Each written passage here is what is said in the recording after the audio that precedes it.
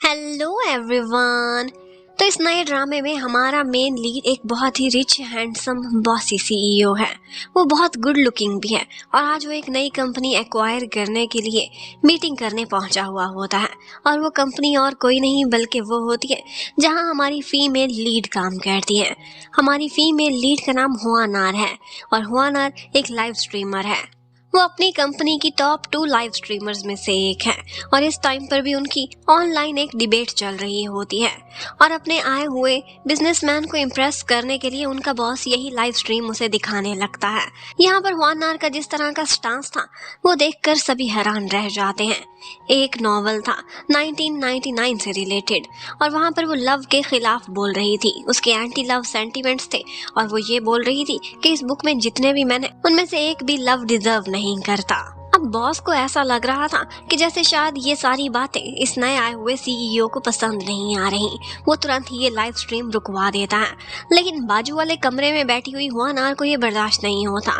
वो अंदर आ जाती है और आकर उससे लड़ना स्टार्ट कर देती है और कहती है कि अगर आपको मेरे व्यूज पसंद नहीं आ रहे तो आप उन्हें आर्ग्यूमेंट से काउंटर क्यों नहीं करते। इस तरह से जबरदस्ती मेरी लाइव स्ट्रीम रुकवा कर आप कौन सा अच्छा काम कर रहे हैं। उसका इस तरह का बोल्ड स्टांस लेना और अपनी बात पर एकदम खड़े रहना लगता है कि हीरो को काफी पसंद आ जाता है। उसका बॉस यहाँ पर इंट्रोडक्शन भी कराता है कि ये हमारे होने वाले नए बॉस हैं, लेकिन हुआनार को जैसे किसी चीज की कोई परवाह नहीं थी। वो चली जाती है और यहाँ पर हीरो कहने लगता है कि इसकी लाइव स्ट्रीम दोबारा स्टार्ट कराई जाए, मैं इसकी आर्ग्यूमेंट सुनना चाहता हूँ। अब उसकी लाइव स्ट्रीम दोबारा से स्टार्ट की जाती है और यहाँ पर वो उस नॉवल के मेन लीड के बारे में कुछ बातें बताने लगती है। वो मेन लीड ऐसा था कि जिसको प्लेन्स के मॉडल्स असेंबल करना बहुत पसंद था। इसी से रिलेटेड वो कुछ आर्ग्यूमेंट्स दे रही थी और ये भी कह रही थी कि ये लव होगा लेकिन 1990s में चलता होगा, अभी आउटडेटेड हो चुका है। लेकिन बस इसी लाइव स्ट्रीम के बीच कुछ ऐसा हो जाता है कि उसके सिर में अचानक से पेन होना स्टार्ट हो गया था और फिर वो बेहोश हो जाती है। जब होश में आती है तो पता चलता है कि वो तो एक फैंटेसी वर्ल्ड में पहुंच चुकी है। नॉवल की दुनिया में उसकी एंट्री हो गई थी और वहां पर उसके सामने वही हीरो खड़ा हुआ था जो कि थोड़ी देर पहले उसकी कंपनी को एक्वायर करने के लिए भी आया हुआ था। पहले तो हुआनार को कुछ समझ नहीं आती कि ये हो क्या रहा है, मेरी ड्रेसिंग क्यों बदल गई है, यहाँ पर सारे लोग थोड़ा अजीब बर्ताव क्यों कर रहे हैं, क्या ये कोई प्रैंक है। और फिर सोचने लगती है कि ये तो कोई सपना ही है और अपना सिर जाकर दीवार में दे मारती है। पर फिर भी उसकी आंख नहीं खुली थी। उसे समझ आ जाती है कि उसके साथ कोई ना कोई भेदभाव कर रहा है। इतने में पुराने जमाने का एक पेजर उसकी पॉकेट में ही रह गया था जिसके बारे में वो अपनी लाइव स्ट्रीम में बता रही थी और इसी वजह से एक नोटिफिकेशन आती है और उसे यही कहा जाता है कि इस गेम में तुम्हारा स्वागत है। जो आर्ग्यूमेंट्स तुम इस नॉवल के बारे में देती थी उनको अब यहाँ पर रहकर प्रूफ करके दिखाओ। और हाँ, तुम्हारे कुछ टास्क्स भी होने वाले हैं जिनमें से सबसे मेन टास्क ये है कि इस नॉवल के हीरो मिस्टर हे मिंग का तुमने दिल जीतना है। और हुआनार तुम्हारा भी नाम है और इसी नॉवल में फीमेल लीड का भी यही नाम था, तो अब तुम वही बनकर इस दुनिया में एंटर हो चुकी हो। अगर तो हे मिंग ने तुम्हें प्रपोज कर दिया तो फिर तुम जीत जाओगी, तुम राउंड क्लियर करोगी और अपनी असली दुनिया में वापस चली जाओगी। लेकिन ये सब सुनकर हुआनार को बहुत गुस्सा आता है। वो चिल्लाने लगती है। इतने में नॉवल में उसकी एक बेस्टी थी और उसकी नेबर भी जिसका नाम मैंग मैंग था।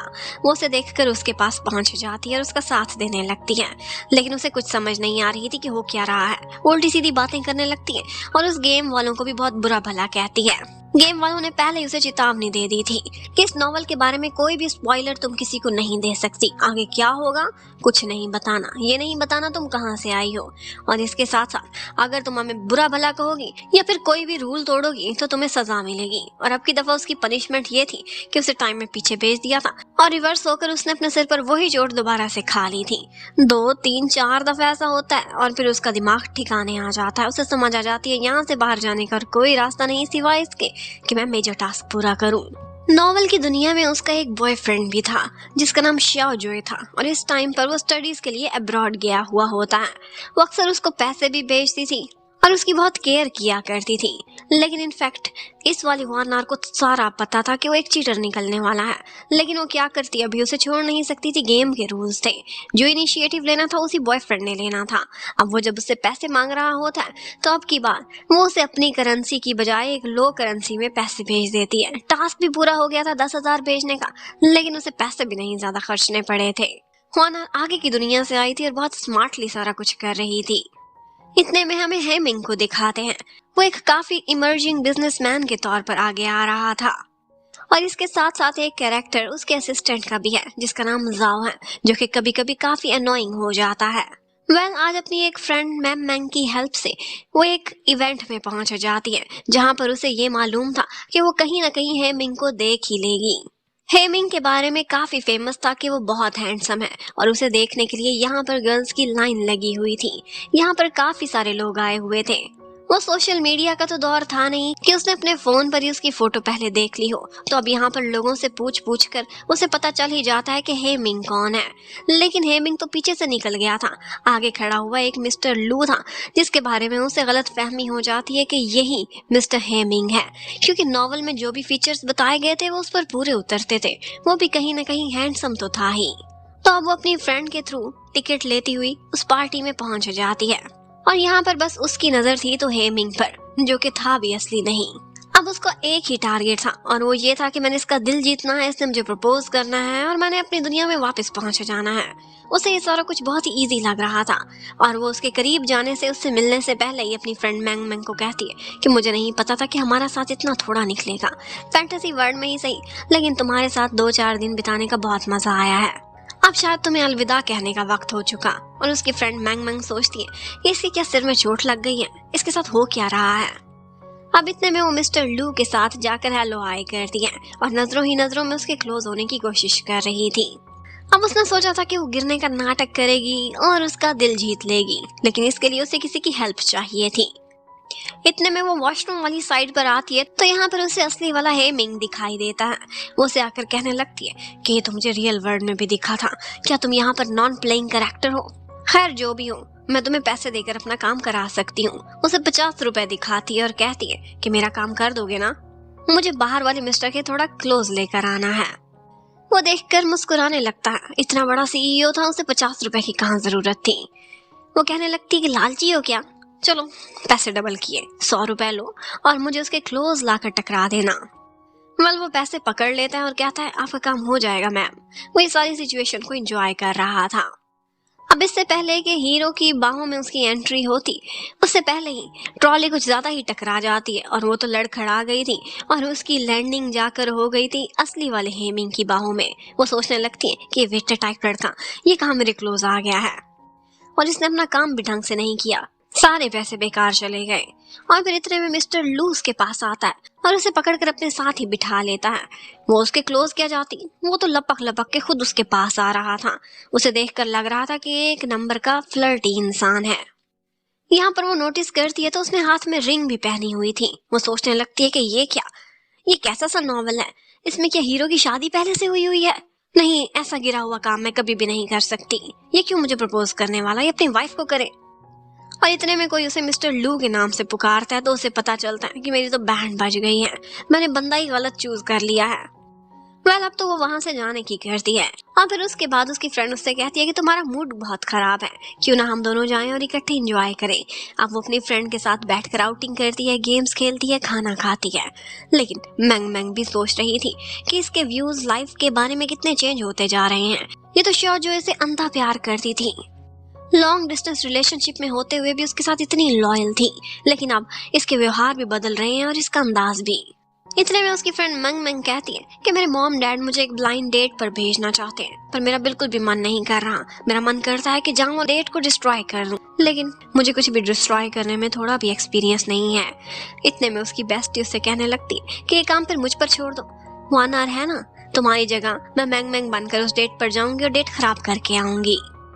अब वो पहुंच जाती है एकदम खुद को क्लमजी सा दिखाने के लिए, लेकिन जब आगे जाकर देखती है तो वही नॉन प्लेइंग कैरेक्टर ही जो कि हमारा हीरो है वहां पर उसकी ब्लाइंड डेट बनकर बैठा हुआ था। ये देखते ही वो हैरान हो जाती है। वो हैंडसम तो काफी था, लेकिन जिस टास्क पर आई थी उस पर फोकस करना बहुत जरूरी था। अब सबसे पहले तो अपना इमेज उसके सामने बहुत खराब करके दिखाती है। कहती है कि इस डिनर के बाद मैं पार्टी करने जा रही हूँ, वो भी अपने एक्स बॉयफ्रेंड के साथ। क्या तुम आना चाहोगे? तुम ओपन माइंडेड हो ना, कंजर्वेटिव बनने की थोड़ी भी जरूरत नहीं है, चलो हम भी इकट्ठे एंजॉय करेंगे। ये बात भी उस पर असर नहीं करती तो फिर हाथ से खाना पीना स्टार्ट कर देती है, पर इस पर भी वो माइंड नहीं कर रहा था।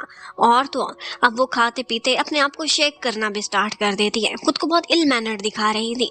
पर ये बात भी उसे बॉदर नहीं करती थी। वो सोचने लगती कि आगे वाला मॉन्क है, ये इतना शांत कैसे हो सकता है, गुस्सा क्यों नहीं कर रहा। फिर खुद ही कहने लगती है कि हम दोनों कितने ऑपोजिट है ना एक दूसरे के, तो क्यों ना हम दोनों खुद ही इस रिश्ते से इनकार कर दे। लेकिन वो कहने लगता है कि तुम्हें पता नहीं है, ऑपोजिट्स ही तो एक दूसरे को अट्रैक्ट करते हैं, मुझे तुम पर कोई एतराज नहीं है। अब वो उसे दफा दूर कहते हुए वहां से जाने ही लगी थी कि इतने में हेमिंग को एक कॉल आती है और यहाँ पर वो अपना नाम किसी को बता रहा था।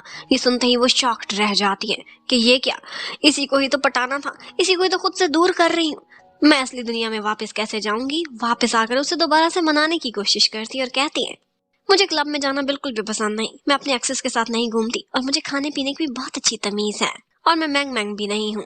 वो कहने लगता है कि मैंग मैंग को मैंने 2-3 पार्टीज में देखा था, हेलो हाय नहीं किया, उसने मुझे नहीं देखा होगा, लेकिन तुम्हें मैंने पहली नजर में ही पहचान लिया था कि तुम वो मैंग मैंग नहीं हो जो कि मेरी ब्लाइंड डेट थी। अब ये कहता हुआ वो तो निकल जाता है और वो सोचने लगती है कि इसका मतलब है कि मैं इसे उल्लू नहीं, ये मुझे उल्लू बना रहा था। लेकिन रास्ते में असिस्टेंट जाओ कहने लगता है कि बॉस पहली दफा आपकी ब्लाइंड डेट 40 मिनट तक चली है, लगता है कि कोई इंटरेस्टिंग लड़की थी। और फिर वही इंटरेस्टिंग लड़की 2-3 दिन बाद पार्किंग में उसकी गाड़ी के सामने अपनी गाड़ी खड़ी करके मौजूद होती है। एक बहाने से उसके क्लोज आना चाहती थी ताकि वो गिरे और वो उसे संभाल ले, लेकिन हीरो बहुत चालाक था। हेमिंग उसे अपने क्लोज नहीं आने देता बल्कि पीछे को धक्का दे देता है, कहता है कि गाड़ी निकालो अपनी यहाँ से, लेकिन वो बोलती है कि तुम मुझे लिफ्ट दे दो ना, मेरी गाड़ी तो यहाँ खराब हो गई है। पर वो उसे कहता है कि ड्राइविंग सीट के साइज को देखकर लग रहा है कि तुम्हारी है ही नहीं, किसी की मांग के लाई हो ना, तुम्हारे सारे नाटक मुझ पर नहीं चलने वाले। और उसके बाद साइड वाली गाड़ी वहां से हटवाकर खुद तो निकल जाता है और वो बेचारी पीछे बैठी देखती ही रह जाती है। उसने सोचा था कि मैं इतनी सुंदर हूँ, इतना अच्छा बोलती हूँ, सारा नॉवल भी जानती हूँ, मैं तो सारा कुछ अच्छा अच्छा करके 2 मिनट में यहाँ से निकल जाऊंगी, लेकिन अब उसे लगता है कि ये टास्क पूरा करना काफी मुश्किल होने वाला है। इतने में उसे पुरानी दुनिया से याद आता है कि लड़कों को पेट से प्यार करने वाली लड़कियां बहुत अट्रैक्टिव फील होती हैं। वो ऐसा करती है कि बनी को उठाती है और उसके सामने ले आती है और कहती है कि सड़क किनारे पड़ा था मैं ले आई, देखो ना ये ठीक ठाक तो है। वो कहने लगता है कि दूर ले जाओ, मुझे एलर्जी होती है इनकी फर से, और साथ ही छींकना भी स्टार्ट कर देता है। वो उसके लिए टिश्यू निकालती है, लेकिन इतने में गेम की तरफ से उसे एक मैसेज आता है कि तुम आजकल बहुत मेहनत कर रही हो, तुम्हारे लिए एक गिफ्ट है। और वो गिफ्ट और कोई नहीं बल्कि नए जमाने से आया हुआ एक सैनिटरी पैड था और वो टिश्यू इसमें चेंज हो चुका था। वो इसे देखते ही हैरान रह जाता है और कहता है कि आइंदा मेरे करीब कभी ना आना, तुम कितने घटिया मजाक करती हो। लेकिन साथ ही साथ उसे क्यूरियोसिटी होने लगती है। एक्चुअली उसकी एक मैन्युफैक्चरिंग कंपनी थी और वो सोचता है कि इस तरह की स्मार्ट चीज आजकल के जमाने में तो नहीं है, ये कौन से ब्रांड का था, मैं चेक तो करूं कौन सा ब्रांड है जो मुझे इतना कंपटीशन दे रहा है। और वो बस एक सुपर स्टोर पर जाकर सारे ब्रांड्स के एक एक पैक खरीद लेता है। जबकि बेचारी हुआनार को गेम में बुरा परफॉर्म करने की वजह से एक जगह वॉशरूम्स भी धोने पड़ते हैं। इस गेम में गिफ्ट्स भी मिलते थे और पनिशमेंट्स भी। और इसके साथ ही हमें दिखाते हैं कि हेमिंग के एक डैड है जो कि बहुत ही रूड इंसान है, बहुत सेल्फिश है। उन्हें अपने बेटे से, अपनी फैमिली से कोई मतलब नहीं, मतलब है तो सिर्फ और सिर्फ अपनी कंपनी के ग्रो करने से। उनका बेटा थोड़े मॉडर्न ख्यालों का मालिक था और वो कंपनी में कुछ ऐसे आइडियाज लेकर आ रहा था जो कि बाकी कंजर्वेटिव लोगों को पसंद नहीं आ रहे थे, लेकिन अपने बेटे के साथ स्टैंड लेने की बजाय वो उसे बाकियों की तरह नीचा देखते थे। अब हेमिंग के किसी न किसी तरह क्लोज तो आना था, तो ऐसा करती है कि अपनी सीवी लेकर वहां पहुंच जाती है। उसकी कंपनी में इंटरव्यू चल रहे थे और उसकी कंपनी का नाम लेताओ था। हम जैसे तैसे कोई ना कोई जुगाड़ लगाकर वो अपने वाली सीवी को थोड़ा काट देती है ताकि स्लिप होकर नीचे गिर जाए और फिर ऊपर ही सबसे पहले रखी जाए। वो इंटरव्यू देने सबसे आगे बैठी हुई थी, ऑल्दो क्यू में सबसे आखिर पर उसका नाम था। उसकी ये चालाकी भी हेमिंग को समझ आ जाती है। अब वो इंटरव्यू लेते हुए उससे कुछ क्वेश्चंस करता है और वो इस तरह के जवाब दे रही थी जिस तरह की थॉट्स वाकई हेमिंग को पसंद थी, लेकिन उसे पता चल गया था कि ये कोई ना कोई शरारत करके यहाँ पहुंची है। वो उसे कह देता है कि तुमने चीटिंग तो की है और तुम रिजेक्टेड हो, अब मेरी कंपनी में दोबारा नजर ना आना। पर हुआनार कहाँ हार मानने वाली थी, नीचे जाती है, फिर से ऊपर आ जाती है और मौका पाते ही उसके कमरे में पहुंच जाती है। उससे कहती है कि मैं अपना इंप्रेशन चेंज करना चाहती हूँ, मुझे एक चांस तो देकर देखें। लेकिन वो कहता है कि तुमसे मुझे और कोई मतलब नहीं, ना ही तुम्हारे आइडिया से, लेकिन एक बात तुमसे पूछना चाहता हूँ कि वो जो पिछली दफा तुम्हारे हाथ में चीज थी वो किस ब्रांड की थी। और वो सोचने लगती है मैं तुम्हें अभी दिखा देती हूँ, लेकिन इस टाइम पर वो उसके बैग में था ही नहीं। एक्चुअली ये 1999 था और इस जमाने में लोग इस बारे में बात करते हुए बहुत शर्म फील करते थे। बाकी ऑफिस के लोग भी ऐसा ही बिहेव कर रहे थे, लेकिन उनमें से हमारा हीरो बिल्कुल भी ऐसा नहीं था। हेमिंग उससे कहने लगता है कि तुम्हें शर्माने की कोई जरूरत नहीं, ये एक नेचुरल चीज है, और सबके सामने उसे एक पैक भी दे देता है कि ये ट्राई करके देखना। और इतने में वो वहां से निकल जाती है और सोचती है कितने आउटडेटेड लोग हैं। उसकी फ्रेंड मैंग मैंग वो एक कॉमिक राइटर थी और वो काफी वीआईपी टाइप की गेस्ट हुआ करती थी। यहाँ पर उसके पास एक इनविटेशन कार्ड था और वो था हेमिंग के मॉम डैड की वेडिंग एनिवर्सरी के इनविटेशन का। वो खुद तो जाना नहीं चाहती थी, तो उसकी जगह हुआ नारी वहां जाने का फैसला करती है। इतने में हमें उसके मॉम डैड को दिखाते हैं। उसके डैड बहुत ही स्ट्रिक्ट टाइप के पर्सन थे, सारी दुनिया के सामने ये दिखा रहे थे कि अपनी वाइफ की बहुत केयर करते हैं, उससे बहुत प्यार करते हैं, लेकिन इनफैक्ट वो ना तो उनकी एक भी सुनते थे और ना ही उन्हें रिस्पेक्ट देते थे। अपने बेटे के साथ भी उनका यही बिहेवियर था। उन्हें मतलब था तो अपने पैसे से, अपनी पावर से और अपना बिजनेस बढ़ाने से। और यहाँ पर मिस्टर हेमिंग के डैड की एक ही इच्छा थी और वो ये थी कि उनकी बहू बने उनके साथ के कंपटीटर बिजनेसमैन की बेटी, जिसका नाम वन जुन था। और वन जुन का तो हमेशा से ही हेमिंग पर क्रश था, पर हेमिंग था कि उसे भाव ही नहीं देता था। आज वो अपने बेटे को बुलाते हैं और उसे कहने लगते हैं कि देखो वन जुन कितनी अच्छी लड़की है, कभी कभी इसे कॉल कर लिया करो, इसे अपने साथ डिनर पर ले जाया करो। मैं चाहता हूँ कि तुम दोनों की दोस्ती बढ़े और बॉन्ड आगे बढ़े। लेकिन मॉम यहाँ पर अपने बेटे की साइड लेती हैं और कहने लगती हैं कि देखिए दोस्ती ऐसे जबरदस्ती नहीं होती, और वैसे भी वांजुन इतनी अच्छी लड़की है, इसके लिए तो बहुत सारे टैलेंटेड लड़कों की लाइन लगी हुई है। मेरा बेटा तो शायद अभी उस लिस्ट में भी नहीं आता। उसकी तारीफ करके अपने बेटे की जान छुड़ा रही थी, लेकिन डैड को तो गुस्सा आ जाता है। वो अपनी वाइफ को साइड पर ले जाते हैं और एनिवर्सरी वाले दिन ही बेचारी का बहुत बुरी तरह से दिल तोड़ देते हैं। उसे डांटते हैं कि तुम्हें बोलने की तमीज नहीं है।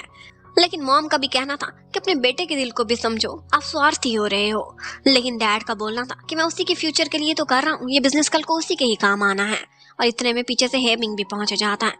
हेमिंग का अपना ही स्टाइल था, वो गुस्सा नहीं करता था बल्कि हर बात को शांति से सुलझाने की कोशिश कर रहा था। आज भी वो डैड की बात चुपचाप सुन लेता है। कहता है ठीक है, मैं पार्टी में स्टे कर लूंगा और आपके बिजनेस वाले फ्रेंड से भी मिल लूंगा, लेकिन प्लीज मॉम को कुछ ना कहें, उनका आज के दिन तो दिल ना दुखाएं। और उनकी ये सारी बातें वहां पर साइड पर खड़ी हमारी हुआन आर भी सुन रही थी और सोचने लगती है कि इसके डैड कितने बुरे इंसान हैं। अब जैसे तैसे वो पार्टी में दोबारा पहुंचता है और यहाँ पर वन जून तो उसे चिपके ही जा रही थी, एकदम उससे फेविकॉल की तरह चिपक जाती है और कहने लगती है कि मुझे अपने साथ ले चलो ना आउटिंग पर, कल फ्री हो, परसों फ्री हो या उससे अगले दिन, प्लीज प्लीज ले जाओ ना। और इतने में उसकी दूसरी बाजू आकर हुआन आर पकड़ लेती है और कहने लगती है मुझे भी ले जाओ ना, कल नहीं, परसों नहीं, मैं तो आज ही जाऊंगी। और वो सोचने लगते हैं कि ये कौन लड़की है जो मेरी कॉपी करके मेरी इंसल्ट कर रही है। और वो जानबूझकर उसके बहुत क्लोज होती है और हेमिंग के कान में बोलती है कि हमारे बारे में इसे बताया नहीं, मैं कौन हूँ, मैं बहुत इंपॉर्टेंट हूँ ना। और फिर इससे पहले कि वो कोई भी और बात पूछती, जानबूझकर वो ड्रिंक हेमिंग के कपड़ों पर गिरा देती है और इल्जाम सारा वंजुन पर जाता है। इससे पहले कि लोग इकट्ठे होते वो वहां से उसे ले जाती हैं कि इसके कपड़े चेंज करने वाले हैं, मैं इसकी हेल्प कराती हूँ। और फिर बस वंजुन का कहना था कि ये कौन है, और उसके डैड उनको कुछ पता नहीं था फिर भी झूठ बोल देते हैं कि शायद इसकी सेक्रेटरी होगी। वो ऑर्डर करती है कि तुरंत ही इसकी सेक्रेटरी को फायर किया जाए और डैड वो तो उसके सामने सर हिलाकर यस बॉस कह देते हैं। अब हॉनर उससे कहती है कि मैं जान चुकी थी और तुम्हें इस पार्टी से बाहर ले आई हूँ, मेरा थैंक्स तो कर दो। लेकिन इस टाइम पर वो तो अपने ड्राइवर का इंतजार कर रहा था।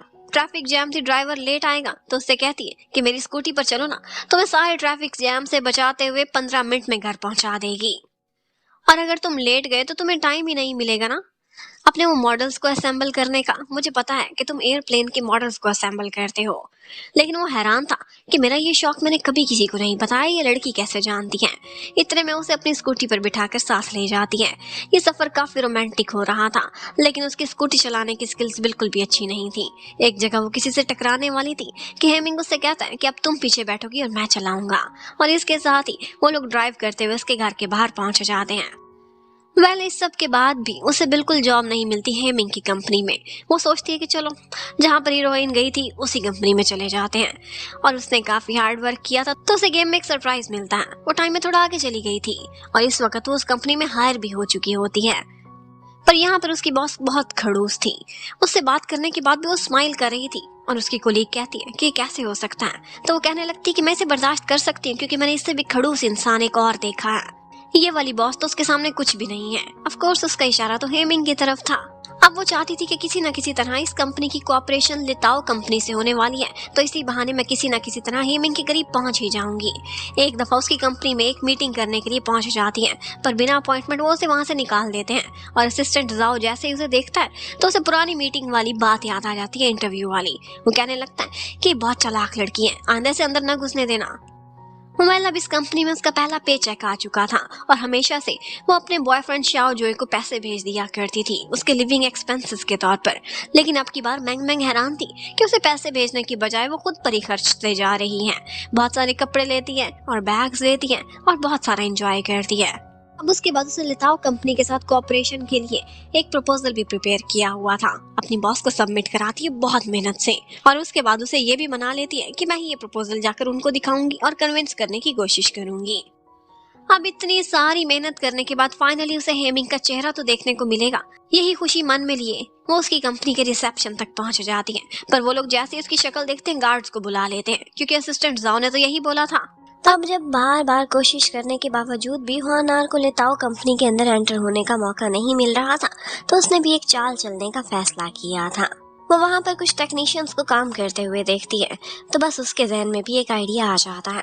और जिस समय हमारा हीरो एक बहुत इंपॉर्टेंट मीटिंग अटेंड कर रहा था, तो वहीं पर उसकी खिड़की के पास वो भी स्टंट करती हुई दिखाई दे रही थी। हेमिंग उसे इस तरह से देखकर परेशान हो जाता है और तुरंत ही विंडो खोलकर उसे अंदर ले लेता है।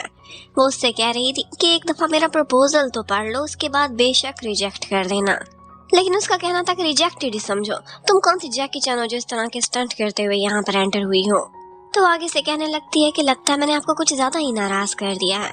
आप प्रोफेशनल और हमारी पर्सनल लाइफ को अलग अलग क्यों नहीं रखते। और यहाँ पर हेमिंग का कहना था कि तुम्हारी और मेरी कौन सी पर्सनल लाइफ है, मेरा तो तुमसे कोई पर्सनल रिश्ता नहीं है।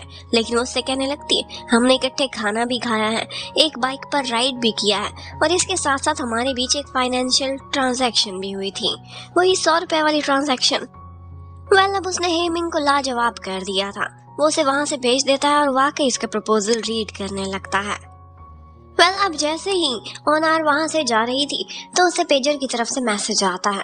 गेम की तरफ से उसे यही गुड न्यूज दी जा रही थी कि फाइनली हेमिंग के साथ तुम्हारी वर्किंग कोलैबोरेशन तो स्टार्ट हो ही चुकी है। उधर हेमिंग भी आज एक बड़ी चाल चलने में प्लानिंग कर रहा था और यहीं पर ही उसके अंकल भी उससे मिलने के लिए आते हैं। अंकल ली के भी उसी तरह के थॉट्स थे जिस तरह के हेमिंग के थॉट्स थे।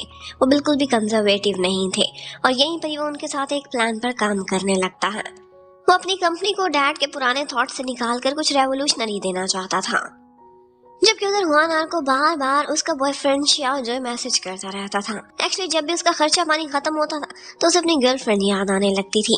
लेकिन अब की हुआनार तो बहुत डिफरेंट थी।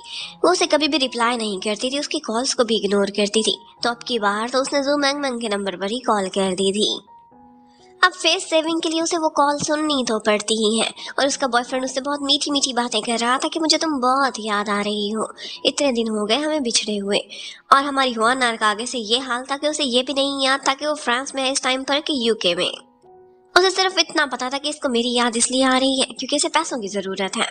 वो उसे थोड़ा रूडली बात करती है तो वो आगे से कहने लगता है कि क्या तुम मुझसे ब्रेकअप करना चाहती हो, और वो तुरंत ही बोलती है कि हाँ अब से हमारा ब्रेकअप ही सही। और बस इतने में ही सब कुछ स्टॉप हो जाता है और उसे गेम की तरफ से पनिशमेंट मिलती है। वो कहते हैं कि तुम इस तरह से रिश्तों को रूथलेसली खत्म नहीं कर सकती, हर चीज के लिए एक रीजन होनी चाहिए। और इससे पहले कि उसे अपनी पुरानी पनिशमेंट्स की तरह से एक और सख्त पनिशमेंट मिलती, वो सॉरी करती है और अपना फैसला बदल लेती है। दोबारा से उसे कॉल मिलाती है और उससे कहने लगती है कि सॉरी मैंने गलती में कुछ ज्यादा ही कह दिया था, एक्चुअली मुझ पर काम का बर्डन बहुत ज्यादा है, मैं हमारे फ्यूचर के लिए आजकल ओवर टाइम भी कर रही हूँ, आई होप तुम मुझे अंडरस्टैंड करोगे। और उसका बॉयफ्रेंड भी कहने लगता है कि हाँ इसी तरह से खुशी खुशी मुझे सपोर्ट करती रहो, ये हम हमारे फ्यूचर के लिए ही तो कर रहे हैं और 2-3 महीने ही रह गए हैं, मेरी पढ़ाई कंप्लीट होगी और मैं वापस आ जाऊंगा। और वो फोन बंद करते हुए उसे फोन पर किस भी करता है जो कि हुआनार को एक तीर की तरह लगती है और वो एकदम इस तीर के निशाने से बच भी जाती है। लेकिन नेक्स्ट डे उसे ऑफिस में जाकर एक बात पता चलती है और वो यही कि जो भी उसने स्ट्रैटेजी बनाई थी लेताओ कंपनी के लिए उन्होंने वो अप्लाई कर दी है। वो सोचने लगती है कि हेमिंग कितना मीन है, कोई कॉपीराइट जैसी चीज भी होती है, ये फॉर्मूला मेरा था और इसने खुद ही अप्लाई कर दिया, ना क्रेडिट्स दिए ना कुछ। जबकि हेमिंग उधर बहुत शांति से बैठा हुआ था और इतने में उसका असिस्टेंट आकर दिखाता है कि ये देखें, आपके डैड ने किस तरह की खबर छपवाई है। और उसके डैड ने बिजनेस मैरिज के बारे में एक मैगजीन के फ्रंट पेज पर ही खबर लगवा दी थी और वहाँ पर यही लिखा हुआ था कि वॉन जुन और हेमिंग की जोड़ी कितनी सुंदर लगती है। अब डैड यही फोटो बार बार मॉम को भी दिखा रहे थे और कहने लगते हैं कि देखो हमारा बिजनेस कितना ऊपर जाएगा, ये दोनों इकट्ठे कितने सुंदर लग रहे हैं। और मॉम समझ जाती है ये सारा कुछ इन्होंने जानबूझकर कराया है ताकि पब्लिक ओपिनियन बन जाए और उसके बाद इनके बेटे पर प्रेशर पड़े और वो शादी से इनकार कर ही ना सके। और फिर थोड़े ही दिनों बाद होनहार के ऑफिस में हेमिंग एंट्री करता है। उसका बॉस तो बहुत खुश हो गया था कि इतना बड़ा बॉस हमारी कंपनी में आ रहा है। उसका बॉस खुशी खुशी यहाँ पर होनहार को बुलाता है और कहता है कि हमारे साथ कोलैबोरेशन करना चाहते हैं क्योंकि तुम्हारा दिया हुआ पीआर प्लान इनको बहुत पसंद आया है। लेकिन होनहार को तो गुस्सा था, उसने जो स्ट्रेटेजी उस प्लान में लिखी थी उसी में से ही एक पॉइंट पहले ही अप्लाई कर दिया गया था। वो ये सबके सामने तो नहीं बोलती, लेकिन फिर भी गुस्से में आकर उससे कहती है कि ठीक है, अगर ये मेरे साथ कोलैबोरेट करना चाहते हैं तो मुझे 20% कमीशन भी चाहिए। ये कमीशन बहुत ज्यादा था, लेकिन फिर भी हेमिंग 1 मिनट में इस कमीशन के लिए मान जाता है। उसकी साथ में शर्त ये थी कि हमारे साथ पर्सनली जो पर्सन कोलैबोरेशन करने के लिए आएगा वो कोई और नहीं बल्कि मिस लिन होनहार ही होने वाली है। अब वहां से बाहर से सी ऑफ करते हुए होनहार उसे कुछ बातें सुना ही देती है। कहती है मैंने सोचा नहीं था कि तुम भी दूसरों के आइडियाज चुराते होगे। लेकिन वो कहने लगता है कि होनहार को मेरे बारे में थोड़ी मिसअंडरस्टैंडिंग है, मैं इस तरह का पर्सन नहीं। अब उसका बॉस तो अभी इसी बात पर खुश था कि लेताओ इतनी बड़ी कंपनी के साथ हम लोग इकट्ठे काम कर रहे हैं। लेकिन इतने में उसकी खुशी डबल होने वाली थी जब वो देखता है कि वॉन जुन भी उसके ऑफिस में आई हुई थी। वो आती है और उससे कहने लगती है कि मुझे होनहार के बारे में आपसे कुछ बात करनी है। और होनहार तुरंत ही कह देती है कि मुझे फायर करने को बोलने वाली होंगी और वो उसके सामने एक पीआर प्लान ला कर रखती है। उसकी कंपनी तो लेताओ से भी बड़ी थी। वो उससे कहते हैं कि हम तुम्हारे साथ कोलैबोरेशन करने को रेडी हैं, लेकिन शर्त ये है कि अपनी इस वर्कर को फायर कर दो। अब बॉस को समझ नहीं आ रही थी कि वो जाए तो जाए कहाँ। इनके साथ तो अभी डील फाइनल हुई भी नहीं थी और लेताओ ने तो इस शर्त पर डील फाइनल की थी कि उनके साथ होनहार ही काम करेगी। होनहार बहुत चालाक थी और वॉन जुन एकदम बुद्धू। होनहार उससे कहने लगती है कि अगर मैं तुम्हारी जगह होती तो इस तरह का डिसीजन कभी भी ना लेती, क्योंकि इस कंपनी में काम करते हुए तुम्हें लगता है कि मैं हेमिंग के ज्यादा क्लोज रहूंगी। बिल्कुल भी नहीं, तुमने मुझे यहाँ से निकलवाया तो देखना वो अपनी कंपनी में डायरेक्टली मुझे जॉब दिलवा देगा। और तुम्हें तो चाहिए था कि एक ऐसे पर्सन को जिससे तुम्हें खतरा है अपनी नजरों के सामने रखो। तुम्हें चाहिए था कि मेरी कंपनी के साथ कोलैबोरेशन करो और मेरे साथ साथ रहो ताकि मुझे अच्छी तरह से स्क्वीज तो कर सको ना। और वॉन जुन उसकी बातों में आ जाती है, तुरंत ही ऑर्डर करती है कि इस लड़की को फायर ना करो बल्कि इसी को ही हमारी कंपनी के साथ डायरेक्ट असिस्टेंस में रखना है। हम तुम्हारी कंपनी के साथ ये पीआर कॉन्ट्रैक्ट फाइनल करते हैं। अब बॉस तो बहुत खुश हो जाता है। वो सोचने लगता है कि होनहार को जैसे ही जॉब दिया हमें 2 बड़े बड़े कॉन्ट्रैक्ट मिल चुके हैं। वाओ, ये तो हमारे लिए बहुत लकी है। अब नेक्स्ट डे वही कॉन्ट्रैक्ट देने के लिए वो लेताओ कंपनी में पहुंची हुई थी और बॉस के रूम में खड़े हुए उसे एक मैसेज आता है गेम की तरफ से कि तुमने अच्छा परफॉर्म किया, हम कुछ सिचुएशंस को स्पीड अप करना चाहते हैं। और इतने में एक ग्लू आती है और उसकी जैकेट पर चिपक जाती है। वो एकदम घबरा कर मुड़ती है तो पीछे तो हेमिंग आया हुआ था और वो दोनों एक दूसरे के साथ फेविकोल की तरह चिपक जाते हैं। वो कहती है कोई बात नहीं, मैं पहले जैकेट उतारती हूँ। लेकिन वो बोलता तुम लड़की वैसे ना करो, मैं शर्ट खोलता हूँ। और ये सीन बहुत ही फनी था। लेकिन होनहार उससे कहने लगती है कि इस तरह ऑफिस में शर्ट ना खोले, मैं आपके कमरे में हूँ, क्यों ना हम सिजर्स तलाश कर लें। और उसे तो दुनिया की कोई परवाह नहीं थी। वो अपने कमरे से बाहर निकलता बिल्कुल उसे अपने साथ चिपकाए हुए। सारे लोग उनको देख रहे थे। कोलीग्स तो एकदम खड़े होकर इस तरह एंजॉय कर रहे थे कि जैसे कोई सर्कस देख रहे हो। इतने में वो रिसेप्शन से जाकर सिजर्स लेता है और उसके थ्रू वो उसकी शर्ट काट देती है। पर शर्ट बिल्कुल इस शेप में कटी थी कि जैसे एक हार्ट बन गया हो और उसका हार्ट सीधा आकर होनहार के हार्ट पर चिपक गया हो। अब सब यही देख रहे थे कि इन दोनों के दिल तो एक हो चुके हैं और इससे ज्यादा फनी रोमांटिक सीन पहले मैंने कभी भी नहीं देखा। अब वो थोड़ी देर बाद जब कंपनी से बाहर निकलती है तो वहां पर मिस्टर चेयरमैन खड़े हुए थे, उसका वेट कर रहे हैं। उसे गाड़ी में अपने साथ बिठा लेते हैं। वो बैठते ही कहने लगती है कहाँ है चेक। वो बोलते हैं कैसा चेक। वो कहती है बहुत दफा मैंने देखा है, हमेशा डैड ऐसे मौके पर आकर चेक देता है कि मेरे बेटे से दूर हो जाओ। उसके डैड भी मुस्कुराने लगते हैं। इतने रूड पर्सन को भी कहीं ना कहीं होनहार हंसा ही देती थी।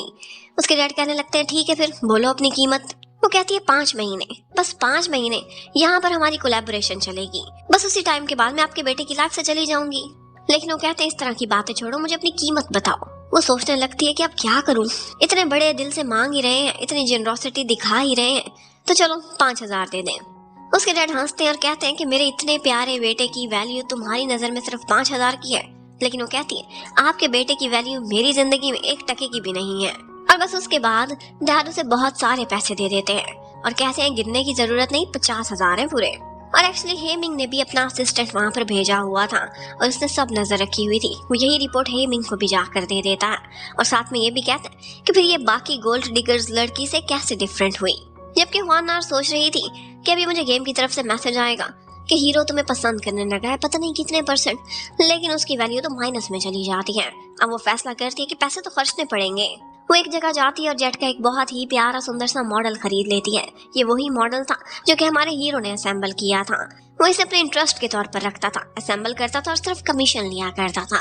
और फिर इसके बाद हेमिंग को डैड ने एक डेट पर भी भेज दिया था और वो डेट थी वन जुन के साथ एक जगह डिनर के लिए जाना था।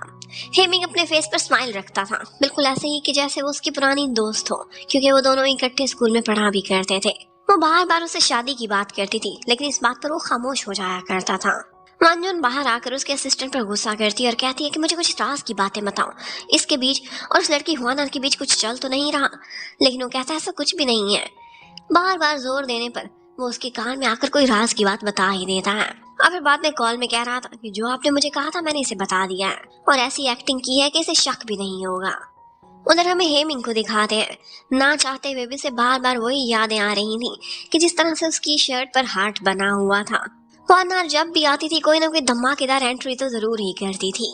अब हुआनार ने उसे एक जगह मिलने के लिए बुलाया था और उसी का ही असेंबल किया हुआ एक जेट वो खरीद कर ले आई थी। ये काफी एक्सपेंसिव होते थे और उसके दिल के बहुत करीब भी। वो चाहता था कि जो भी इसे खरीदे उसे वैल्यू दे, लेकिन वो इस पर एक दाग लगाने वाली थी। वो उसे रोकता और कहता कि ये सब तुम्हें शोभा नहीं देता, इसमें किसी की मेहनत है। वो कहने लगती कि जो प्रपोजल मैंने तुम्हें दिया था उसमें भी तो मेरी मेहनत थी और तुमने वो इम्प्लीमेंट कर दिया बिना मुझे क्रेडिट्स दिए। इसके साथ ही वो उसे कहता है कि मैं खुद को क्लियर कर दूंगा, तुम मेरे साथ क्या थोड़ी देर खाने के लिए चलोगी। अब वो दोनों इकट्ठे बैठकर खाना खाते हैं। वो उसका फेवरेट मील ऑर्डर करती है जो कि इस नॉवल के थ्रू पता चला था। यहाँ पर बैठे बैठे वो दोनों काफी देर बातें करते हैं और यहाँ पर बातों ही बातों में हुआनार को अंदाजा हो जाता है कि हेमिंग एक बहुत ही स्मार्ट पर्सन है और उसे साइकोलॉजी भी आती है। अब वहां से वापस जाते हुए वो बार बार उसके फेस की तरफ देख रही थी। वो कहता है कि खाना खाते हुए मुझे अच्छा खासा तुमने घूर लिया है, बस करो। लेकिन जब वो जाती है तो जानबूझकर अपनी कीज उसकी गाड़ी में छोड़ जाती है और फिर यही कीज देने के लिए वो उसके पीछे पीछे पहुंच जाता है। वो कहती है कि तुम्हारी पसंद की एक डिश मैंने खाई थी तो अब मेरी पसंद की एक तुम खा लो। ढाबे पर बैठकर खाना आई थिंक तुम्हारे शान के खिलाफ नहीं होगा। और वो मुस्कुराता है और कहता है कि तुमने जानबूझकर कीज छोड़ी थी ना। वो कहती है तुम्हें भी पता था कि मैंने जानबूझकर छोड़ी है, फिर भी तुम देने के लिए आ गए हो। और फिर इसी के साथ ही वो उसे अपने हाथ से वो खाना खिलाने लगता है और उसके कान के करीब आकर उसे एक बात भी करता है। पटाना तो था हुआनार ने उसे, लेकिन लगता है कि वो हेमिंग की इन हरकतों की वजह से अपने दिल को उसके लिए धड़कने से रोक नहीं सकती थी। लेकिन इसी टाइम पर पोज कुछ ऐसा बन गया था कि लग रहा था कि वो दोनों किस कर रहे हैं और कोई था जो चोरी चोरी उनकी फोटोज भी बना रहा था। अब हुआनार बहुत देर वेट करती है, गेम की तरफ से मैसेज आएगा कि वो मुझे लाइक करने लगा है, लेकिन ऐसा कोई मैसेज नहीं आता। इससे पता चल रहा था कि शायद ये हेमिंग की चाल ही थी और शायद वो फोटो बनाने वाला उसी ने खुद हायर किया हुआ होगा। वेल आज वो घर जाता है अपने मॉम डैड के घर। डैड गुस्से में बैठे हुए थे और कहने लगते हैं कि तुमने फिर से वही काम कंपनी में शुरू कर दिए हैं जो मैंने करने से मना किए थे। वो अपने लिबरल आइडियाज को इम्प्लीमेंट करना चाह रहा था और इस सब के लिए अंकल ली के साथ कोलैबोरेशन उसके डैड को बिल्कुल भी अच्छी नहीं लग रही थी। वो कहते हैं तुम्हारे पास शॉर्टकट है तो सही, वन जुन की कंपनी के साथ कोलैबोरेशन करो, उससे शादी कर लो और तुम उस पीक पर पहुंचोगे जहां पर पहुंचने में तुम्हें खुद से कई साल लग जाएंगे। लेकिन उसका कहना था कि डैड मैं इस तरह का इंसान नहीं, और वैसे भी उनके आइडियाज कंजर्वेटिव हैं, वो ज्यादा देर टिकने वाले नहीं।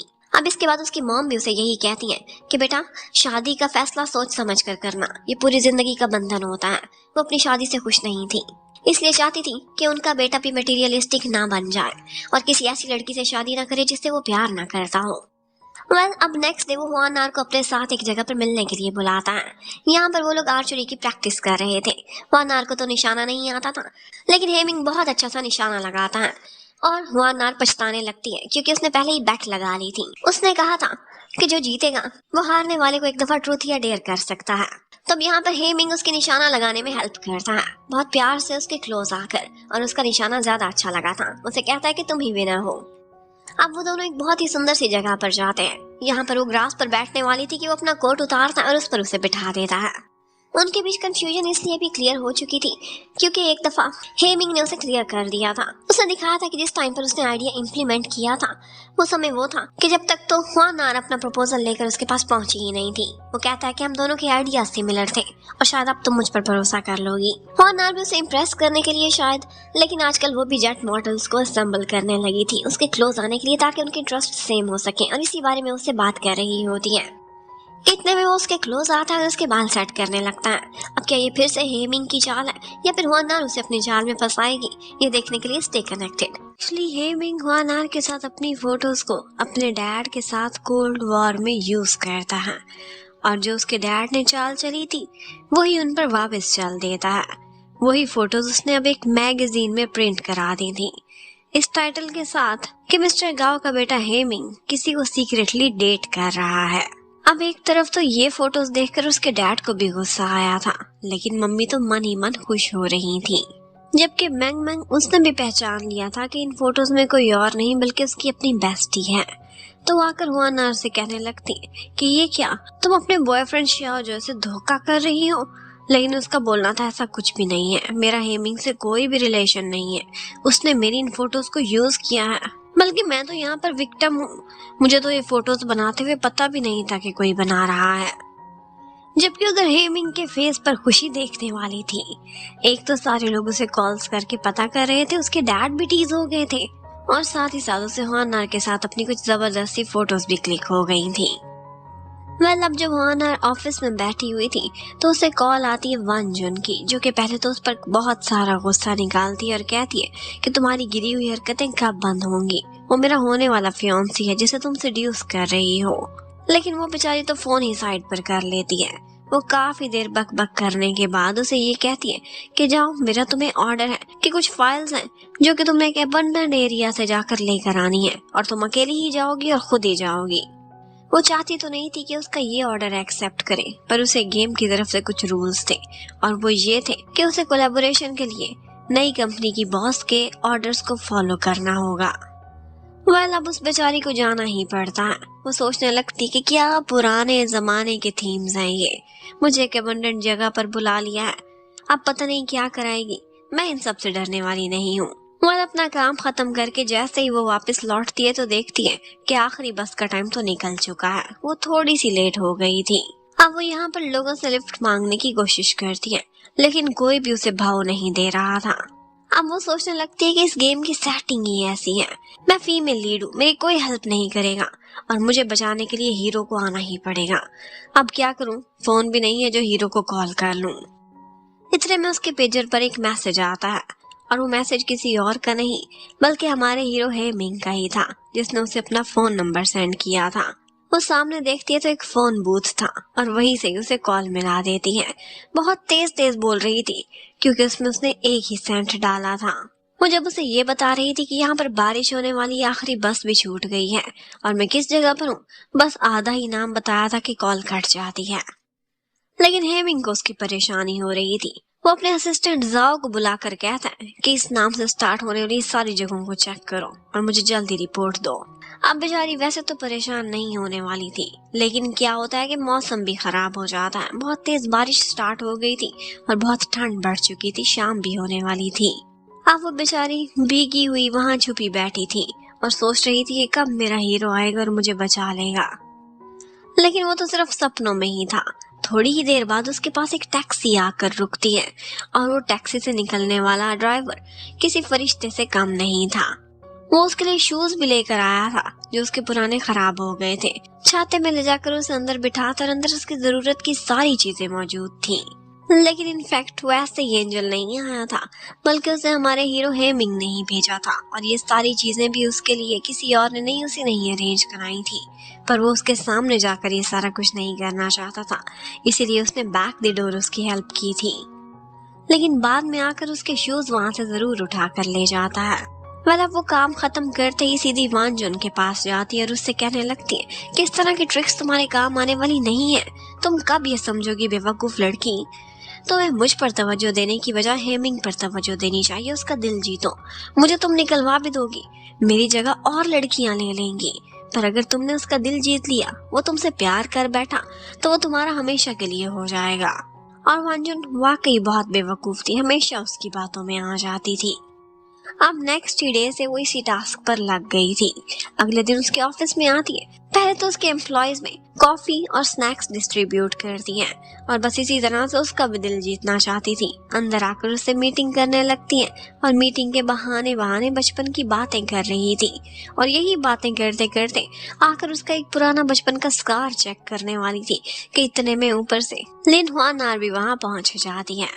हुआनार का छींक छींक कर बुरा हाल हो चुका था, उसे कोल्ड हो गया था कल बारिश में भीगने की वजह से और इसी वजह से हमारे हीरो को उसकी बहुत ज्यादा फिक्र हो रही थी। इतने में वो वहां पर पड़ी हुई कुकीज देखती है तो वांजुन से कहने लगती है कि ये क्या, तुम्हें पता नहीं है कि हेमिंग ने कब का स्वीट्स पर गिव अप कर दिया, तुम्हें कुछ और ट्राई करना चाहिए था, उसकी पसंद और नापसंद का तो ख्याल रखो। और इस बात पर वो इतनी गुस्से में आती है कि वांजुन उस पर हाथ ही उठाने वाली थी, लेकिन हेमिंग आगे बढ़ता है और उसे रोक देता है। उससे कहता है कि ये सारा कुछ तुम्हें शोभा नहीं देता और इतने में वो गुस्से में तड़कती भड़कती वहां से निकल जाती है। अब उसका बस और कहाँ चलता था, सीधी जाती है और अपने डैड के पास बैठकर रोना स्टार्ट कर देती है। उसके डैड कहते हैं कि तुम मेरी इकलौती बेटी हो, तुम्हारी खुशी से ऊपर मुझे कुछ भी नहीं है, मैं कल ही जाता हूँ और मिस्टर गाओ से तुम्हारी और हेमिंग की शादी की बात को आगे बढ़ाता हूँ। मैं चाहता हूँ कि जल्द से जल्द वो तुम्हारा हो जाए, शादी होगी तो उसकी नजरें इधर उधर भटकाने की हिम्मत भी नहीं होगी। जबकि उधर हेमिंग की पूरी तवज्जो अपने बिजनेस पर थी, वो एक नया प्लान रेडी किए हुए था। वो कभी भी अपने बिजनेस को आगे बढ़ाने के लिए किसी जबरदस्ती की अरेंज मैरिज पर बिलीव नहीं रखता था, इसीलिए वो खुद की पूरी तैयारी कर रहा था। जब नेक्स्ट डे हुआनार ऑफिस में बैठी हुई थी तो उसे पेजर पर एक मैसेज आता है और वो उसके डैड की तरफ से था। वो कह रहे थे कि तुमने लोन शार्क से कर्जा लिया है, वो हमारे घर पर पहुंचे हुए हैं, ब्लैक सूट में 4 आदमी हैं। ये सुनते ही वो परेशान हो जाती है, ऑफिस से छुट्टी लेती है और तुरंत ही घर पहुंच जाती है। ये उसकी फैमिली का घर था, यहाँ पर उसके डैड थे और उसकी छोटी सिस्टर रहा करती थी। आगे जाती है तो घर में ऐसे शोर मचा हुआ था कि जैसे बंदर आपस में झगड़ रहे हों और डराने के लिए उनके सामने 4 बंदे बैठे हुए थे ब्लैक सूट में और वो बिल्कुल काए काए कौवों की तरह बोले जा रहे थे। बहुत मुश्किल से उनको शांत कराती है तो पता चलता है कि ये लोग इसलिए आए हैं क्योंकि इनका इल्जाम है कि हमारे बॉस से आपकी बेटी ने पैसे ले लिए पर काम पूरा नहीं किया। एक्चुअली वो हेमिंग के डैड के बंदे थे, आए तो थे वो उसके डैड को डराने और धमकाने के लिए, लेकिन उसके डैड ने आगे उन पर इल्जाम शुरू कर दिया था कि तुमने मेरे छोटे छोटे पौधों को जख्मी किया है, मैं तुम लोगों को नहीं छोड़ूंगा। और वो बहुत मुश्किल से उनको कंपनसेशन देते हुए वहां से जा रहे थे कि इतने में हुआनार कहती है कि चलो मैं तुम लोगों की मजबूरी समझती हूँ, मैं साथ चलती हूँ तुम्हारे बॉस से मिलने के लिए। अब जैसे ही मिस्टर गाओ को पता चलता है तो वो तुरंत ही हेमिंग को कॉल मिलाते हैं और कहते हैं कि लाइन पर रहना और सुन लेना वो लड़की मुझसे क्या बात करती है। आज उसका असली चेहरा तुम्हारे सामने आ जाएगा कि वो तुमसे कितना प्यार करती है। अब इतने में वो बॉडीगार्ड्स मिस्टर गाओ तक हुआनार को पहुंचा देते हैं।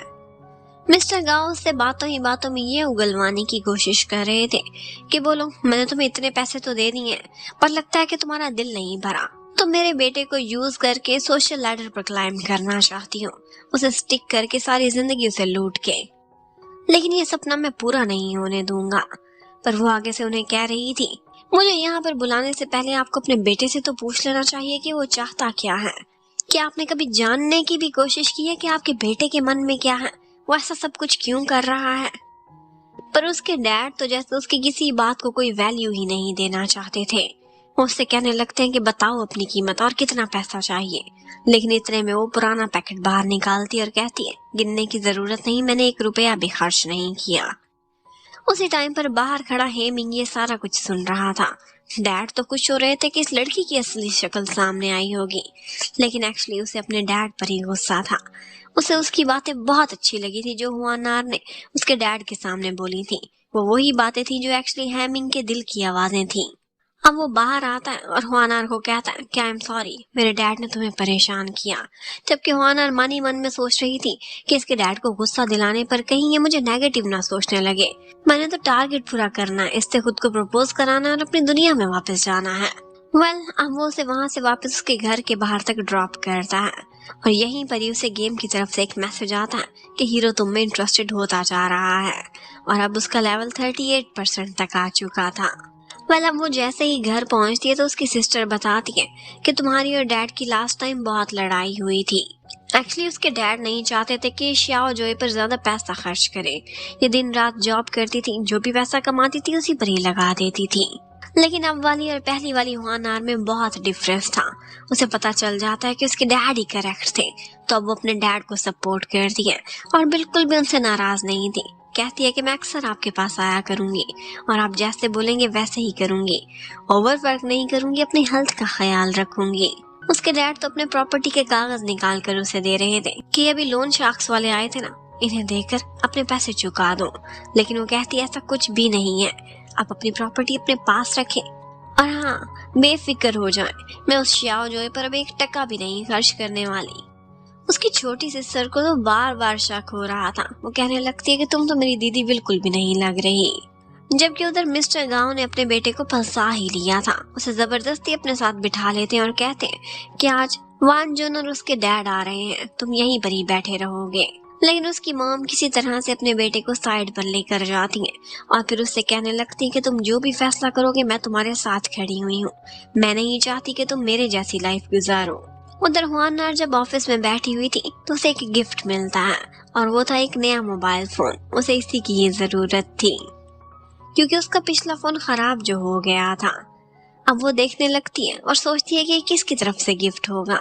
उसमें सिर्फ एक ही नंबर सेव था। वो सोचने लगती है कि मंग मंग की तरफ से होगा। वो तुरंत ही उसे कॉल मिलाती है, लेकिन वो कॉल तो जा रही थी हेमिंग के नंबर पर और इस वक्त ये फोन उसका लिविंग में पड़ा हुआ था। और बस फिर क्या होता है कि चोरी छुपे वान जुन वो कॉल उठा लेती है क्योंकि उस पर हुआनार का नाम लिखा हुआ था और उसे धमकाती है कि तुम कब तक मेरे फियांसे के पीछे पड़ी रहोगी। आज हम दोनों की एंगेजमेंट की बात तय हो रही है तो मैं भी से उसे फियांसे बोलूंगी। जबकि हुआनार हैरान थी कि ये सब कब से हो गया। इसने मुझे गिफ्ट भेजा है हेमिंग ने, इसका मतलब है कि ये मुझे लाइक करने लगा है और अब अगर ये मुसीबत में है तो इसे तो बचाना ही पड़ेगा ना, क्योंकि अगर इसकी एंगेजमेंट हो गई तो ये मुझे कैसे प्रपोज करेगा। तो वो तो तुरंत ही उसके घर पर पहुंच जाती है, चोरी छुपे अंदर एंटर होती है, देखती है तो बाहर लॉन में सब डिनर की तैयारी कर रहे थे। हेमिंग एक कॉल करने के बहाने अंदर जाने लगता है और वो भी उसके पीछे पीछे उसके कमरे में पहुंच जाती है। लेकिन यहाँ पर उसके लिए कुछ शॉकिंग था और वो ये था कि वही शूज जो उस दिन उसके बारिश में भीगने की वजह से खराब हो गए थे, यहाँ पर किसी ने ड्राई क्लीन करके रखे हुए थे। ऑफ कोर्स उसे समझ आ जाती है कि उस दिन उसकी रेस्क्यू के लिए वो टैक्सी ड्राइवर नहीं था बल्कि हेमिंग का भेजा हुआ आदमी था। बस यही वो लम्हा था कि उसे 1 मिनट भी नहीं लगता और वो फैसला कर लेती है। उससे कहती है कि क्या तुम इस रिश्ते से हमेशा के लिए अपनी जान छुड़ाना चाहते हो, मुझे तुम्हारी फिक्र हो रही थी। वो भी बहुत खुश हो जाता है कि इसे मेरी फिक्र हो रही थी। वो कहती है कि आखिरी बार सोच लो, क्या तुम रेडी हो। वो बोलता है यस। और इतने में वान जुन जैसे उसे आवाजें देती हुई उसके कमरे में आ रही थी तो वो उसके लिप्स पर अपनी फिंगर रखती है और ऐसे प्रिटेंड करती है कि जैसे वो दोनों किस कर रहे थे और वान जुन ने उनको पकड़ लिया है। वान जुन तो यहाँ पर हुआनार पर हाथ उठाना चाहती थी पर हमारा हीरो उसे प्रोटेक्ट करता है। हेमिंग यहाँ से वान जुन को भगा देता है और ये कहता है कि यही वो वजह है कि जिसकी वजह से मैं तुमसे एंगेजमेंट नहीं करना चाहता। अब हेमिंग ने इतना बड़ा स्टेप तो ले लिया था, लेकिन अब उसे डैड का गुस्सा भी सहना पड़ता है। और फिर डैड को आगे जाकर मिस्टर शी का, जो कि वान जुन के डैड थे, वो उनसे कहते हैं कि प्लीज समझने की कोशिश करें, हम पुराने फ्रेंड्स हैं। पर वो कहते हैं कि मेरी सिर्फ एक बेटी है और जो उसे नाराज करेगा उससे मेरी दुश्मनी है। और फिर बस वान जुन और उसके डैड ने पूरी तैयारी की हुई थी। वो हर तरह से लिताओ कंपनी को नुकसान पहुंचाने की पूरी कोशिशें करते हैं क्योंकि उस कंपनी में भी उनके ठीक ठाक शेयर्स थे और इसके अलावा जो उनके एक्सपीरियंस्ड लोग थे उन्हें भी उन्होंने अपनी साइड पर किया हुआ था। वो न सिर्फ उस पर शेयर होल्डर्स की तरफ से प्रेशर डाल रहे थे बल्कि साथ ही साथ सीनियर स्टाफ से रिजाइन भी दिलवा रहे थे। हेमिंग के लिए कुछ भी नया नहीं था, उसने भी पूरी तैयारी की हुई थी और वो कहता है कि मैं इतनी जल्दी हार मानने वालों में से नहीं हूँ। वो कहता है कि जिन्होंने रिजाइन किया उसकी जगह नए लोग हायर कर दो और वो उनकी हर चाल को नाकाम बनाता जा रहा था। लेकिन इन दी एंड मिस्टर शी का कहना था कि आखिर कब तक लड़ेगा, मेरी इतनी बड़ी कंपनी है, इससे मेरे सामने घुटने टेक नहीं पड़ेंगे और ये माफी मांगता हुआ रेंगता हुआ तुम्हारे सामने आएगा। वो वान चुन के इसी तरह के सपने दिखा रहे थे कि यहीं पर ये पार्ट खत्म होता है। तो जैसा कि हेमिंग की ऑफिस में आजकल काफी टेंशन्स चल रही थी, तो इसी वजह से वो बहुत परेशान था और उसकी इस परेशानी का अंदाजा हुआनार को भी था। अब वो उसे एक जगह पर चीयर अप करने के लिए उसे मिलती है और अपने हाथों से उसके लिए फ्लेवर्ड कॉफी भी प्रिपेयर करती है, जो कि उसे काफी पसंद आई थी। और फिर साथ ही साथ उसे एक क्यूट सा गिफ्ट भी देती है और कहती है कि अगर तुम थक जाओ तो इसके थ्रू अपना मसाज भी कर सकते हो, ये तुम्हें रिफ्रेश कर देगा। और हाँ, ज्यादा परेशानियां ना लो, देखना इवेंचुअली सब कुछ ठीक होने वाला है। तो आजकल हेमिंग ऑफिस में ओवरवर्क करता था और जब भी वो थक जाता था तो उसके सामने पड़ा होता था हुआनार का दिया हुआ वही टॉय, जिसे देखकर उसका मूड रिफ्रेश हो जाया करता था। आजकल वो एक प्लान पर काम कर रहा था और अगर ये एग्जीक्यूट करने में वो कामयाब हो गया तो उसकी कंपनी इस टाइम पर जिस क्राइसिस में है वो उससे निकल सकता है। अब ये सारा कुछ करने में हुआनार भी उसकी इनडायरेक्टली काफी हेल्प कर रही थी। कुछ कंपनीज में तो वो उसके बिहाफ पर जाकर मीटिंग भी करके आती है और अपने ऑफिस के कामों में से टाइम निकाल कर वो उसके लिए भी रिसर्च कर रही थी कि कौन है जो उसकी इस टाइम पर हेल्प कर सकता है, क्योंकि ज्यादातर स्किल्ड पर्सन तो वान जुन के डैड ने अपने हाथ में किए हुए थे। अब ऐसे में उसे एक नाम दिखाई देता है जो कि था वे दाइजुआंग और उसे कुछ चीजें माइंड में आने लगती हैं। उसे लगता है कि सिर्फ यही वो प्रोफेसर है जो उसकी हेल्प कर सकता है। तो वो उसका आता पता निकलवाती है और उसे मालूम पड़ता है कि इसने आजकल क्विट कर दिया है, लेकिन उसे कन्विंस करना पड़ेगा कि वो लिताओ में काम स्टार्ट कर दे। जबकि उधर हमें दिखाते हैं कि हेमिंग के डैड उससे मिलने के लिए आते हैं, उसे काफी डांटते हैं और कहते हैं कि अभी भी जाओ, टाइम बचा हुआ है, जाकर उनसे माफी मांग लो, उनसे रिश्ता जोड़ लो। लेकिन वो झुकने वालों में से नहीं था और यहाँ पर उसके अंकल ली भी आते हैं और उसके साथ अपनी सपोर्ट शो करते हैं और कहते हैं कि इस महीने के एंड पर आपका बेटा आपको जरूर कोई गुड न्यूज देगा, इसके पास प्लान रेडी है, बस एक आदमी की तलाश है। और उस आदमी के साथ उसकी मीटिंग फाइनली हुआनार ने फिक्स करा ही दी थी। उसे मालूम पड़ा था कि वो एक होटल भी चलाता है, लेकिन वो बहुत रूरल एरिया में था और शहर से बहुत दूर, तो वो दोनों ड्राइव करते हुए उधर ही जा रहे थे। हेमिंग को तो विश्वास ही नहीं हो रहा था कि हुआनार मेरी इतनी हेल्प क्यों कर रही है और यहाँ पर बातों ही बातों में वो उसके अंदर इतना खो जाता है कि एक टर्न लेना भी भूल गया था और फिर उसे यू टर्न लेना पड़ता है। कहीं ना कहीं हुआनार उसके दिल की धड़कनों पर अपने काबू चलाने में कामयाब हो ही चुकी थी। अब फाइनली वो लोग उस होटल में पहुंचते हैं, जो कि दिखने में तो काफी आउटडेटेड टाइप का था और अंदर जाकर जब उसका पता पूछते हैं तो उन्हें मालूम पड़ता है कि वो बहन भाई तो अभी वापस आए हैं और आजकल वो अपना असली काम छोड़ एडवेंचर्स पर लगे हुए थे। यहाँ पर वो लोग मिस्टर वे को देखते हैं, लेकिन वो कोई भी कंसर्न नहीं रखना चाहता था किसी भी ऑफर से, वो उनको तुरंत ही रिजेक्ट कर देता है। लेकिन यहाँ पर जब अपनी बाइक स्टार्ट कर रहा था तो उसके टायर के साथ लगा हुआ मड उड़कर जाने वाला था हुआनार पर, लेकिन हेमिंग बीच में आकर उसे प्रोटेक्ट करता है और खुद सारा गंदा हो गया था। अब उनकी अपनी ये गलती थी तो वो दोनों बहन भाई उनसे बात करने के लिए राजी हो जाते हैं, लेकिन वो जैसे ही अपनी ऑफर देता है और जिस तरह की प्रोडक्शन की बात करता है तो वो चीजें उस जमाने में टैबू समझी जाती थी।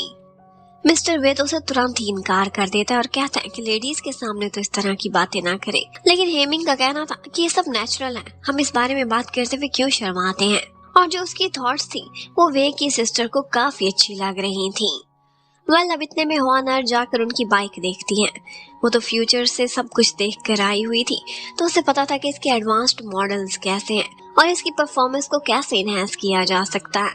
यहाँ पर वो उसे काफी अच्छी टिप्स देती है, जिसकी वजह से वो बहन भाई उसके साथ काफी क्लोज हो जाते हैं और उससे कहते हैं कि तुमसे मिलकर, तुमसे बात करके काफी खुशी हुई है। अब वो लोग उन्हीं के ही होटल में स्टे कर रहे थे कि शायद एक दफा और बात करने का कोई मौका मिल जाए, क्योंकि कल तो ये दोनों बहन भाई अपने ट्रिप्स पर जा रहे हैं। शायद आज की रात में कोई ऑफर दे और ये एक्सेप्ट कर ले, लेकिन वहाँ पर सिर्फ एक ही कमरा अवेलेबल था। हुआनार को तो कोई एतराज नहीं था, लेकिन हेमिंग काफी शर्मा रहा था, कहता है अप्रोप्रिएट नहीं। लेकिन हुआनार उससे कहती है ये चांस फिर हाथ नहीं लगेगा और मैं तुम्हें खा नहीं जाऊंगी, क्यों डर रहे हो। अब उनको रूम नंबर 319 मिला था, लेकिन यहाँ पर 6 एक्चुअली 9 बना हुआ था और वो था एक स्टोर रूम, जहाँ पर वो अंदर जाते हैं और अंदर लॉक ही हो जाते हैं। एक दफा तो हॉनर बहुत डरती है, उसे लगा था कि यहाँ पर कोई रैट है, लेकिन कोई रैट नहीं था। वो घबरा कर उसके काफी क्लोज हो गई थी। लेकिन ऐसे मोमेंट पर हेमिंग उसे संभालता है और उसके बाद अपने असिस्टेंट को कॉल करता है कि किसी तरह से इस होटल वालों को कांटेक्ट करो और बताओ कि हम कहाँ लॉक हो गए हैं। अब यहाँ पर हेमिंग उसकी काफी तारीफ कर रहा था और हॉनर थी कि ब्लश कर रही थी और सोच रही थी कि इसके दिल में मेरी पसंदीदगी बढ़ रही है। लेकिन इतने में ही कोई आता है और दरवाजा खोल देता है और वो मन ही मन सोचती है कि टाइमिंग कितनी खराब थी। उनको उनके रूम में शिफ्ट कर दिया जाता है। अब पता चलता है कि मिस्टर वे तो कहीं आज रात अपने फ्रेंड्स के पास जा रहे हैं, लेकिन उसकी सिस्टर यहाँ पर है और वो लोग बारबेक्यू पार्टी भी कर रहे हैं जहाँ पर ये दोनों भी इनवाइटेड हैं। अब रात को वो उसके सिस्टर के पास बैठे हुए थे। वो लोग खुलकर काफी सारी बातें करते हैं। यहाँ पर हेमिंग ये भी बताता है कि उसके क्या थॉट्स हैं और वो ये सारा कुछ सिर्फ बिजनेस के लिए नहीं कर रहा, बल्कि पब्लिक अवेयरनेस भी उसका एक टारगेट है। जिस तरह की उसकी थॉट्स थी और जिस तरह का उसका इम्प्रेशन था, ये सारा कुछ उसकी सिस्टर को बहुत पसंद आता है। वो पूछती है कि तुम इतने श्योर कैसे हो कि तुम्हारा ये प्लान सक्सेसफुल जाएगा। तो हेमिंग का कहना था कि आजकल जो जो बात मुझे वार्नर ने कही है वो वाकई पूरी हुई है, मुझे इस पर ट्रस्ट है।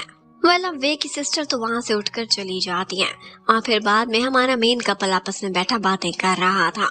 यहाँ पर हेमिंग ने ना सिर्फ उस लेडी को इम्प्रेस किया था, बल्कि हॉनर को भी इम्प्रेस कर दिया था।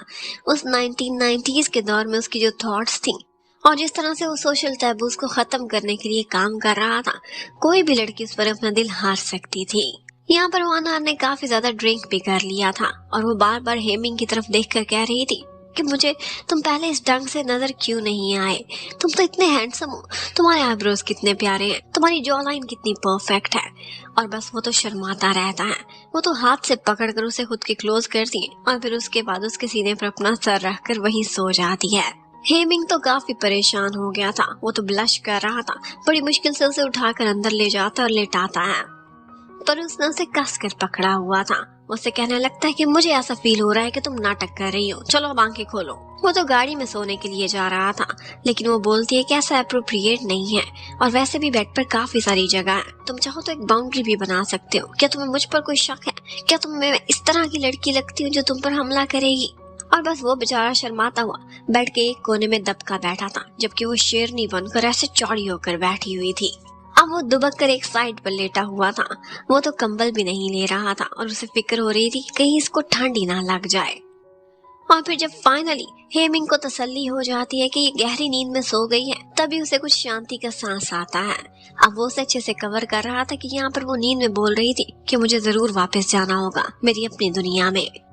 अब नेक्स्ट मॉर्निंग हेमिंग ने काफी काम किया हुआ था। रात को जागकर उसने एक प्रपोजल प्रिपेयर किया था और यही वो मिस्टर वे को देने लगता है और उसे बताता है कि आपको कितनी फ्रीडम मिलेगी। पिछली कंपनी ने आपके साथ जो भी जुल्म किए हैं वो यहाँ पर रिपीट होने वाले नहीं है। अब जब चाहे क्विट कर सकते हैं और हर चीज आपकी मर्जी में आपकी अथॉरिटी के अंडर होगी। और यहीं पर ही उसे पता चलता है कि मिस्टर वे को नहीं बल्कि मिस वे को पटाने की जरूरत थी, जो कि वो पहले ही कर चुका था।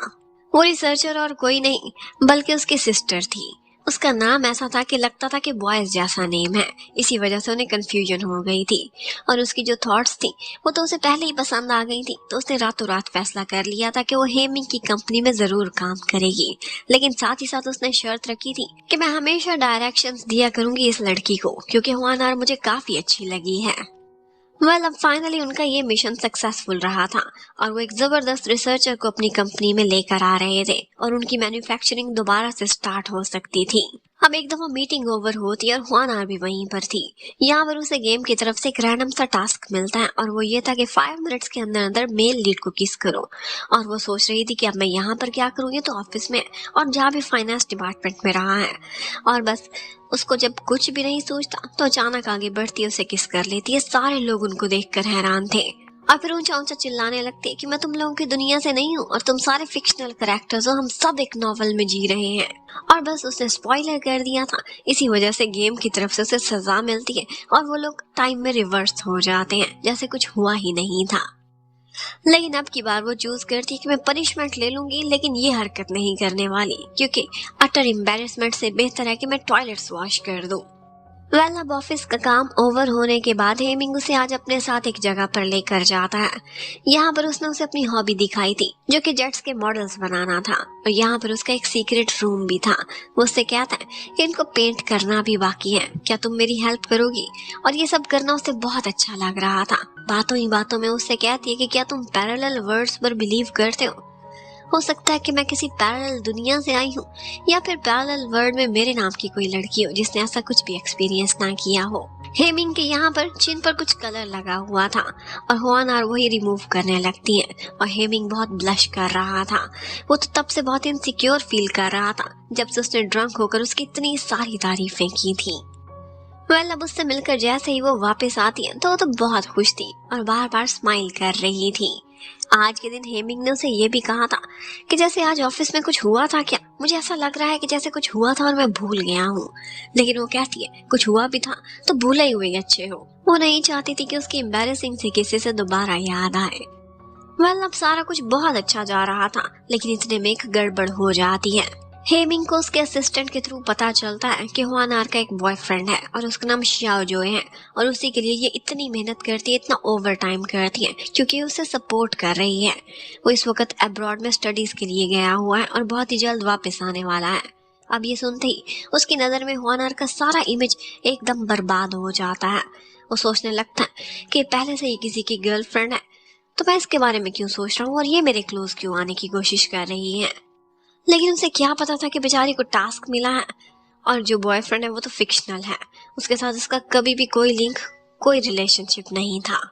वो आज ऑफिस में उससे मिलने के लिए आती है और उसे लगा था कि पहले की तरह सब कुछ बिल्कुल ठीक ठाक होगा, वो लोग अच्छे फ्रेंड्स की तरह से मिल सकते हैं।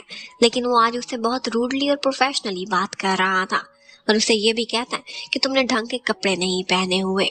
अब वो जाकर सोचने लगती है और अपनी कोलीग से पूछती है कि एकदम इसके रवैये में इतना बदलाव क्यों आ गया है। कोई था जो मेरा बहुत अच्छा फ्रेंड बन चुका था लेकिन एकदम फासला कर रहा है। बस वो यही सोच रही होती है कि यहाँ पर ये पार्ट खत्म होता है। नेक्स्ट क्या होगा ये देखने के लिए स्टे कनेक्टेड। Bye bye.